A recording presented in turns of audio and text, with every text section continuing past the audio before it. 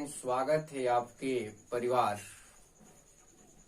निराला study पर। तो प्यारे बच्चों, आज आप लोग को हम अभिक्रिया की कोटि में कुछ महत्वपूर्ण बातें को बताएंगे, जिसको आपको बहुत ध्यान में रखना होगा। और इसमें आप लोग को जो HW भी दिया गया है, एक क्वेश्चन दिया गया था अभिक्रिया की कोटि निकालने के लिए, तो भी हम बनाएंगे और एक क्वेश्चन बनाएंगे, ठीक है। और इसमें 2 न्यूमेरिकल भी बनेगा, अभिक्रिया की कोटि किस तरह से निकाला जाता है। तो चलिए आइए, सबसे पहले ध्यान दीजिए कि अभिक्रिया की कोटि से संबंधित कुछ महत्वपूर्ण बातें, ये आपको नोट कर लेना है और इसको याद रखना है। यह प्रायोगिक निर्धारण है, यह आपको ध्यान रखना है कि यह क्या है, प्रायोगिक निर्धारण है, यानी इसको ऑब्जर्व वैल्यू है। उसके बाद यहाँ पर ध्यान दीजिए, कोटि जो है शून्य, यानी शून्य भी हो सकता है कोटि। पूर्णांक, पूर्णांक मतलब संख्या 1 2 3 4 आप जानते हैं। अपूर्णांक यानी बटा में भी हो सकता है, या दशमलव उसी को कहा जाता है। अपूर्णांक ये धनात्मक भी होता है, ऋणात्मक भी हो सकता है। तो इसमें आपको ध्यान रखना है कि कोटि जो है, ठीक है, शून्य भी हो सकती है, धनात्मक भी हो सकती है, ऋणात्मक भी हो सकती है, पूर्णांक भी होती है और अपूर्णांक भी होती है। इस चीज को आपको अच्छे से क्या करना है कि ध्यान रखना है, क्योंकि कंसेप्ट अगर आपका क्लियर रहेगा, कंसेप्ट इज क्या, पावर। तो कंसेप्ट अगर क्लियर रहेगा तो आपका ऑब्जेक्टिव क्वेश्चन हो या सब्जेक्टिव क्वेश्चन वहां से क्या हो जाएगा, बन जाएगा, पकड़ा जाएगा, ठीक है।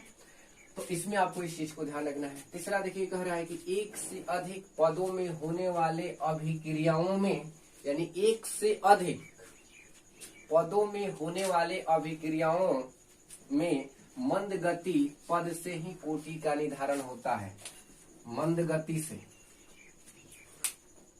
ठीक है। तो यानी मंद गति का मतलब क्या हो गया, यानी स्लोली स्लोली, यानी बहुत धीरे धीरे ये क्या करेगा, अभिक्रिया करेगा। तो इस चीज को आप लोग ध्यान रखना है। तो फर्स्ट में आपको क्या ध्यान रखना है कि यह प्रायोगिक मान है।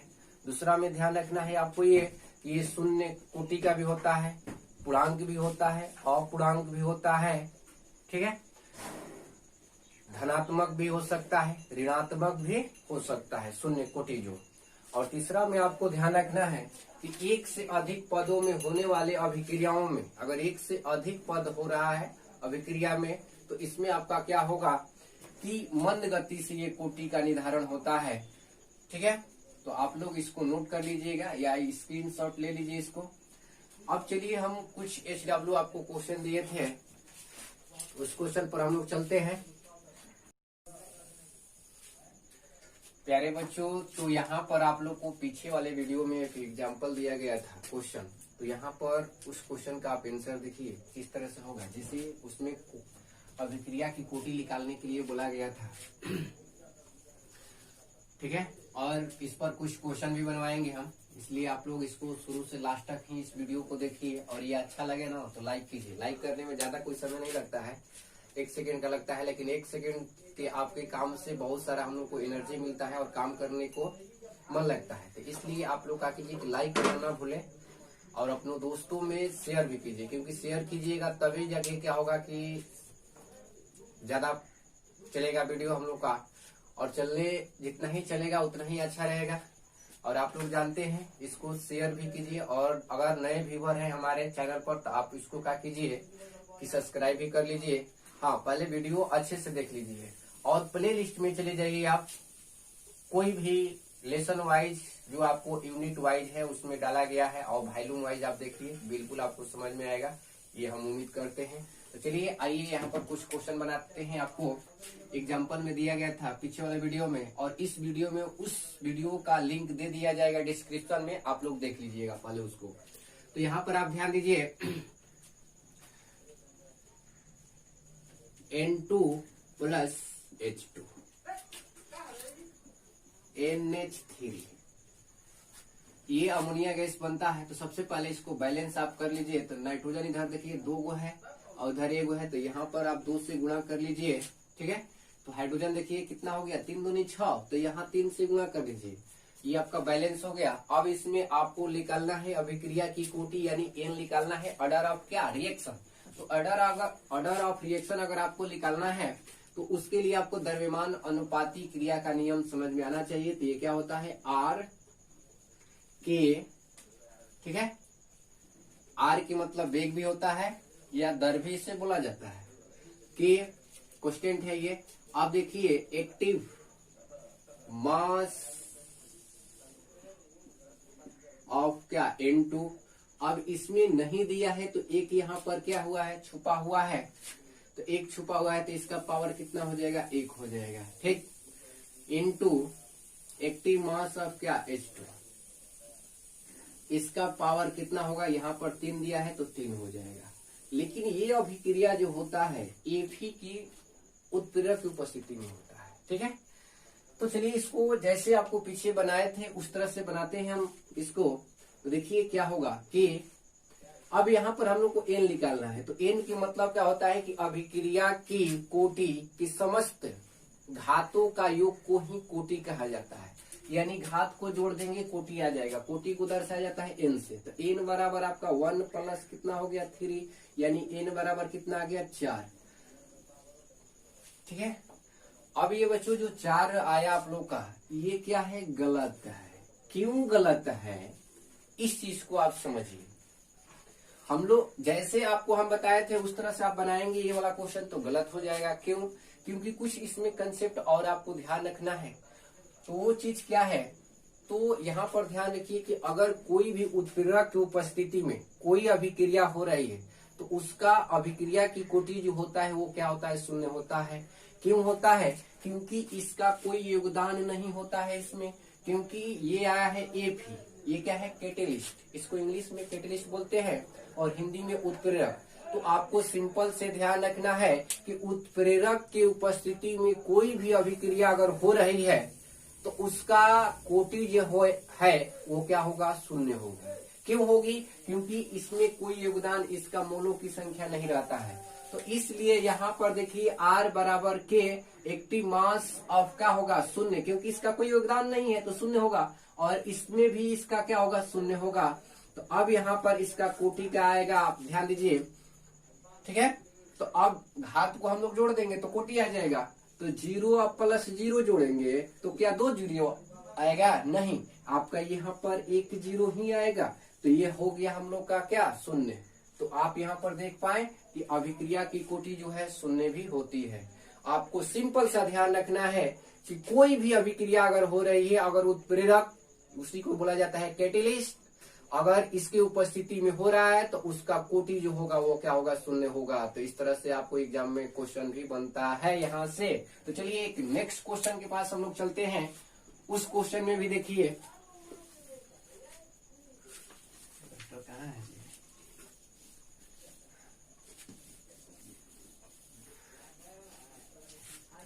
चलिए यहाँ पर आप क्वेश्चन ध्यान दीजिए। क्वेश्चन क्या है 2 नंबर, ये ऐसे एग्जाम्पल नहीं दिया गया था लेकिन ये भी क्वेश्चन आप ध्यान दीजिए, बहुत इम्पोर्टेंट क्वेश्चन है ये।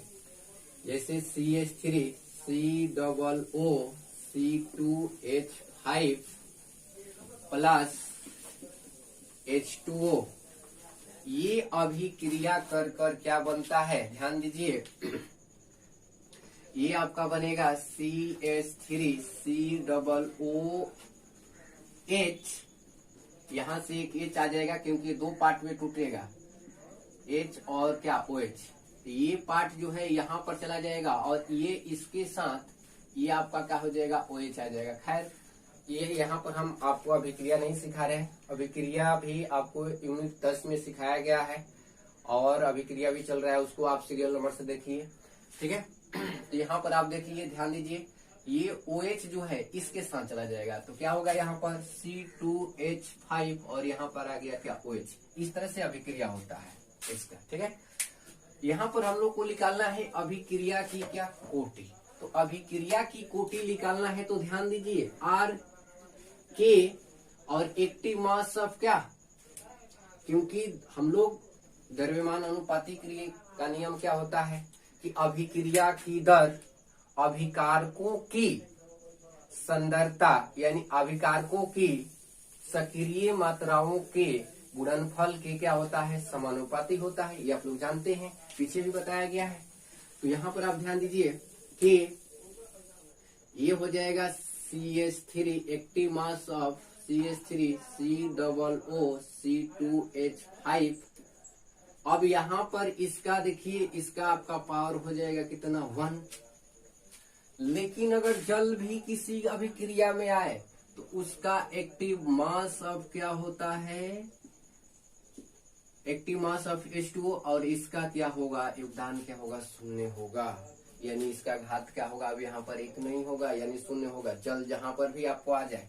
ठीक है, तो अब इसका R बराबर आप देखिए, R तो हम लोग हो ही गया है, N बराबर, तो N बराबर क्या होगा, घात का योग को कहते हैं। तो यहाँ पर हो गया 1 प्लस क्या, 0, यानी N बराबर आपका कितना आ गया, 1। यानी अभिक्रिया की कोटि इस क्वेश्चन में क्या होगा, आपका 1 आएगा। तो आपको सिंपल सा ध्यान रखना है कि किसी में अगर जल आ रहा है तो उसका पावर आपको हमेशा क्या करना है, 0 लेना है। ठीक है, क्यों लिया जाता है, देखिए बात ऐसा है, ये मान लीजिए कि 2 गिलास है, बराबर साइज का है, बराबर इसमें आप पानी ले लिए हैं, जल लिए हैं। ठीक, दोनों में आपने इसमें क्या किए हैं कि 2-2 चम्मच इसमें आप नमक डाल दिए या शक्कर डाल दिए, बराबर पानी मात्रा में है दोनों में।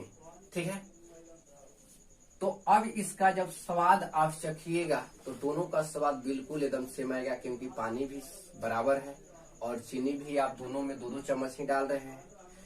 तो आप ये बताइए कि किसी में से अगर किसी में हम एक में क्या करें, 1 चम्मच डालें शक्कर को, तो उसका स्वाद तो अलग आएगा ही आएगा। ठीक है, लेकिन अब ये अगर मान लीजिए कि हम 2 चम्मच पहले डाले थे और इसमें से 2 चम्मच मैंने पानी निकाल दिया और फिर इसको क्या किया, चख लिया, तो चखेंगे तो वही रहेगा उसका स्वाद, क्योंकि परिवर्तन नहीं होगा, क्योंकि सिर्फ पानी उसमें से निकाला गया है जो शरबत बना हुआ है।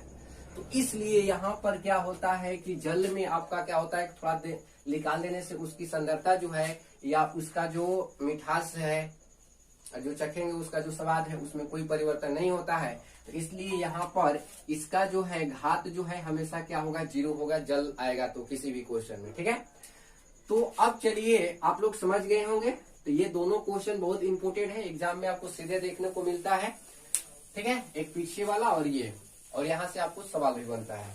अब चलिए यहाँ पर आप लोग को कुछ न्यूमेरिकल हम बनाते हैं, बताते हैं कि किस तरह से बनेगा इसका अभिक्रिया की कोटि, और ये ऑब्जेक्टिव क्वेश्चन में भी बार बार पूछता है और 2 नंबर के लिए आता है। तो इधर आप कैमरा थोड़ा सा घुमा दीजिए, चलिए ध्यान दीजिए इधर, आ रहा है जी क्वेश्चन। ठीक, डॉक्टर कहाँ है सर, पता है।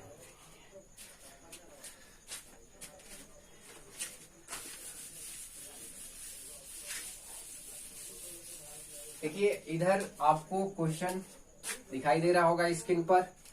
क्या कह रहा है क्वेश्चन की अभिक्रिया की कोटि की गणना कीजिए, यानी कोटि हम लोग को इसमें क्या करना है, ज्ञात करना है। तो कोटि निकालने के लिए आपको करना क्या है कि समस्त घातों का योग करना है, बस कोटि निकल जाएगा। तो फर्स्ट क्वेश्चन में देखिए, फर्स्ट क्वेश्चन को हम यहाँ पर हल कर रहे हैं। ठीक है, n बराबर, तो n बराबर हम लोग जानते हैं कि क्या करना है, क्योंकि ये क्वेश्चन दे दिया है इस रूप में ही।